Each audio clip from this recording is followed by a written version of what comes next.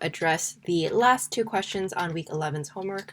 This is the next theorem that we talked about in the same class period, but when we have a circle and a diameter, so here we have, let's name this circle, we have circle E, because circles are always named after their center point, and we have diameter IC. So we have diameter IC and center E. Let's say we have a chord in that circle. So this chord, let's make it M, L, and B. So L is actually this point here. I do not want you to get confused, but L is that point right there. So we have this circle E and this diameter IC and a chord MB. So we learned about a special theorem where if a chord intersects with the diameter and at the point of intersection they create a right angle, then there are a few pretty cool things that happen. We are given that this section of the chord and this section of the chord are equal. So in other words, this diameter splits the chord directly in half. I know it doesn't really look like that in this drawing because I don't draw that well on the computer screen, but they are supposed to be cut in half.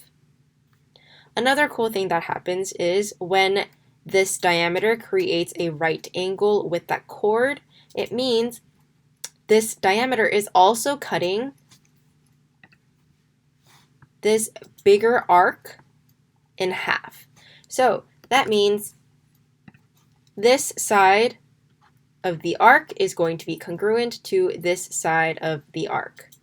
And again, I talked about this in class, but those tick marks just show that two things are congruent. So if they have the same number of tick marks, they are congruent. So for example, one way that we can use this is when we have that this side is, let's say 7, for example. Let me choose a different number because it looks really similar to L. Let's say this side is 8. Then we know that this side is also going to be 8. Right, because this whole thing is split in half, so that means this side is going to be congruent to the other side. So if this side is 8, then the other side is also going to be 8. Likewise, if we are given that this outside portion, or this minor arc, so arc CB is 32 degrees, then we also know that this other side, arc CM, is going to be 32 degrees as well.